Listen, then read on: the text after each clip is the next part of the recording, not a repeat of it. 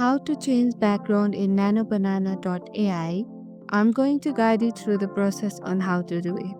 Let's get started. First, on your laptop, open your preferred web browser. In the search bar, type NanoBanana AI and go to its official website. Once you are on the site, make sure you are logged in with your account. Scroll down to the AI editor section. Here you will see two options: image to image and text to image. Select image to image and upload the image you want to edit by tapping add image.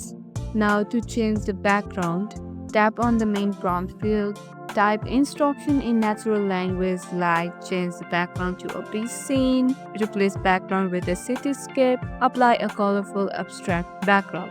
Any of these you can type. After entering your prompt, tap the Generate Now button. Nano AI will process your request and give you an updated image with new background. You can further refine the result by giving more detailed prompts such as adjusting light or blending the subject with the new background. And that's it. If you found this video helpful, don't forget to give it a thumbs up and subscribe to our channel for more tech tips. Thank you for watching.